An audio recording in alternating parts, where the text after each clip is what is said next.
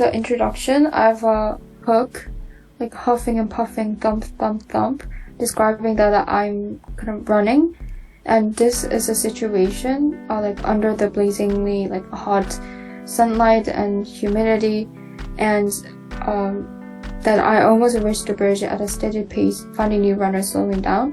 This is also a description of like I'm running under the very hot like weather, and I'm running in a very steady pace. And then my coach shouted to me that the girl in front of me is in the third place and she is walking, and the coach encouraged me to catch her up by sprinting. But the issue is that she is pretty far away from me, and I confront the most challenging bridge and uphill stretch up to the finish line to catch her up. And in the main body parts, I introduce my kind of backgrounds while joining the cross country. I also, before that, I introduced my strong belief in the story of tortoise and hare. Although I strongly believe in the tortoise attitude, in the hard work and persistent resilience. Such belief faded away over time, experiencing some exceptions during high school, and as a result, I became less committed to my and losing some of my like vision and goals, and instead got used to giving up some of my expectations. And back to the running, I felt that this is the moment where I can like turn the tables. So this is the moment that I really need to run. So I ran my best, put my all, before I can really feel the pain and judge the situation, so that I can avoid like making excuses or like for not like running hard. And so I surge and sprint hard, and I almost catch the girl who was also walking several times. But whenever I approach to her, she sprints and the cycle repeats. In the conclusion, so I then explained what happened in the end. Eventually the girls sprint toward the finish line and obtained the third place, while I finished the race in the fourth place. And then I reflect on the race that although I didn't obtain the athletic award, I was very proud of myself, because I tried my best, and I also proved myself the belief in the tortoise attitude.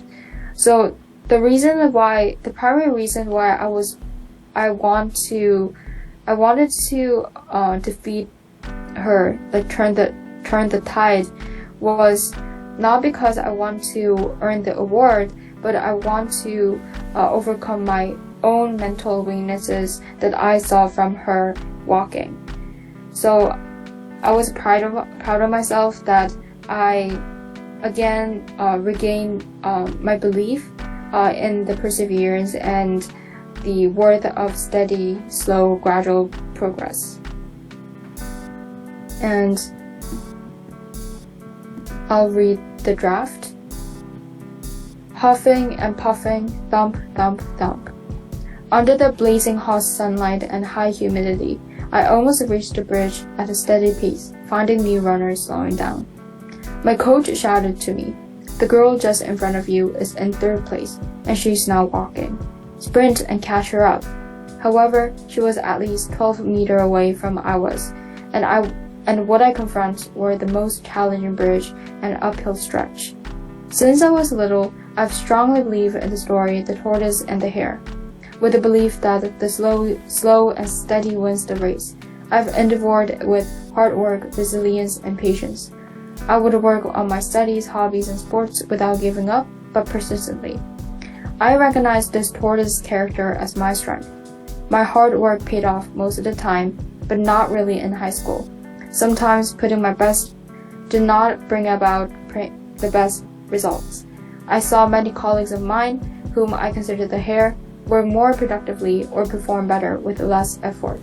Even within myself, there are quite a number of cases refuting my belief in the slow but persistent effort. These exceptions made me skeptical about my belief in the tortoise. Such skepticism made me less determined and less committed. I instead became complaining, weak-minded, and worrying before trying. As a result, making excuses, giving up, and adjusting my expectations almost became my habit. And now, I knew that I needed to put in my all. Normally, I could barely run. I would just walk up the bridge and hill with slight steps. However, I instinctively knew this is the moment, the critical moment I can turn the tables. I already ran about 4 kilometers and was exhausted. I panted heavily and I advanced one step at a time, feeling great ache and soreness in my calves and core. Blinded by the sweat, I cannot properly see the front, but blurry image of trees and the sky.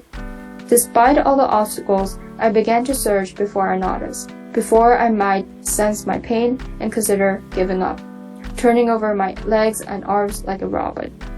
Toward that girl who was walking and looked worn out. Whenever I almost caught her up, she would hear my large footsteps and paint. Then she would stop walking and start sprinting to retain her position in third place. Regardless, I kicked my feet more quickly and harder. She walked again and I got closer to her again. She turned around and looked at me, looking frightened and intimidated. She sprinted again. This repeated 3 times in that last 800 meters. Close to the finish line, I sprinted the most intensively, so did the girl. Eventually, she won third place, and I finished fourth, only 2 meters after her. It was close, but I was proud. I was proud of myself and satisfied with the race because obtaining third place was not my goal. In fact, as I approached and got closer to her walking, I saw part of myself from her walking, my weak mind and attitude of giving up. I really wanted to come from behind and win the race to defeat my attitude of giving up and I saw from that girl.